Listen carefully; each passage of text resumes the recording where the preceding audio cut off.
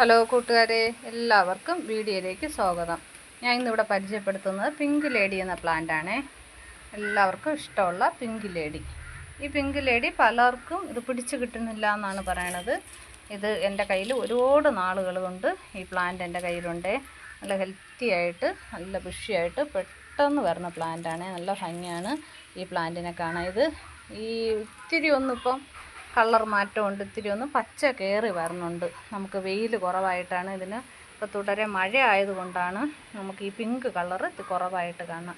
നല്ല വെയിലാണെങ്കിൽ നല്ല പിങ്കിലോട്ട് തന്നെ പോകും. നല്ല പിങ്ക് കളറായിരിക്കും ഈ പ്ലാന്റ് ഉള്ളവരെല്ലാം ഇതിനെ നല്ല ഷെയ്ഡിലോട്ട് മാറ്റി വയ്ക്കണം. നല്ല വലിയ മഴ ഉള്ള സമയത്ത് ഇതിനെ നേരിട്ട് മഴയത്ത് വയ്ക്കരുത്. ഈ പ്ലാന്റ് പെട്ടെന്ന് ചീഞ്ഞു പോകുന്നുണ്ട്.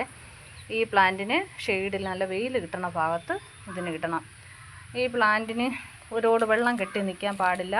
വെള്ളം കെട്ടി നിൽക്കാത്ത പോട്ടിങ്ങാണ് ഇതിന് നല്ലത്. മണൽ കൂടുതൽ ചേർന്ന്, മണൽ, ചകിരിച്ചോറും അല്പം ചാണകപ്പൊടി, എന്തെങ്കിലും കമ്പോസ്റ്റ് ഇട്ടാലും മതി.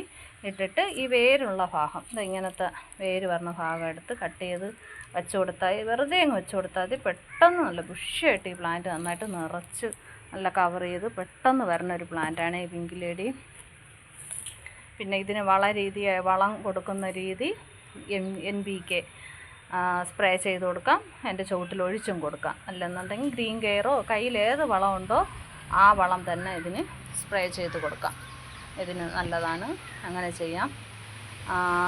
പിന്നെ ഇതിന് നല്ല വെയിൽ, എത്ര വെയിൽ കിട്ടുമോ അത്രയും നല്ല വെയിലത്ത് തന്നെ ഈ പ്ലാന്റിനെ വയ്ക്കാൻ ശ്രമിക്കണം. എന്നാലേ നല്ല ഹെൽത്തി ആയിട്ട് വരുള്ളൂ. ഈ പ്ലാന്റിന് ചില സമയത്ത് പച്ച കളർ കയറി വരും. വെറും പച്ച ലീഫായിട്ട് ഈ പ്ലാന്റ് വരുന്നുണ്ട്. ഈ പച്ച കൂടുതലായിട്ട് വന്നാൽ നമുക്ക് ഈ പ്ലാന്റിന് ആ പച്ച വരുന്ന ഭാഗം വെച്ച് കട്ട് ചെയ്ത് കളയണം. ആ പച്ചയായി പോയാൽ പിന്നെ ആ പ്ലാന്റ് ഒരിക്കലും നേരെ പിങ്കിലോട്ട് ഒരിക്കലും വരില്ല. അത് കട്ട് ചെയ്ത് തന്നെ കളയണം. നമുക്ക് പിന്നെ അതുകൊണ്ട് ഒരു ഉപയോഗമില്ല. അത് കട്ട് ചെയ്ത് കളഞ്ഞാലേ പറ്റുള്ളൂ. നല്ല വേനലാകുമ്പോൾ ഇത് നല്ല പിങ്ക് കളറിലോട്ട് തന്നെ ഈ പ്ലാന്റ് വരും. എല്ലാവരും ഈ പ്ലാന്റ് വാങ്ങിച്ച് വയ്ക്കണം. നല്ല ഭംഗിയാണ് ഈ പ്ലാന്റ്.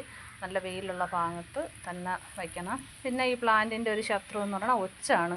കുഞ്ഞൊച്ച് വന്ന് ഈ പ്ലാന്റ് തിന്ന് തീർക്കാറുണ്ട്. ഒച്ച് നമ്മൾക്ക് അറിയാൻ പറ്റില്ല. ഇതിൻ്റെ ഇടയിൽ ഒച്ച് കയറിയിട്ട് കുഞ്ഞ് ഒച്ചാണ്.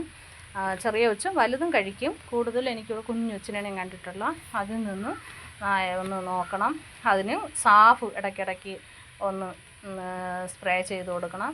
പിന്നെ ഇതിനെ ഹാങ് ചെയ്തിടുന്നതാണ് കൂടുതൽ നല്ലത്. ഹാങ് ചെയ്തിടുമ്പം പെട്ടെന്നൊന്നും ഇതിനെ ചീഞ്ഞു പോവുകയോ ഒന്നും കഴിക്കുകയോ ഒന്നും ചെയ്യണില്ല. നല്ല ഹെൽത്തി ആയിട്ട് നല്ലതായിട്ട് ബുഷിയായിട്ട് ഇത് പ്ലാന്റ് നമുക്ക് താന്ന് വരും.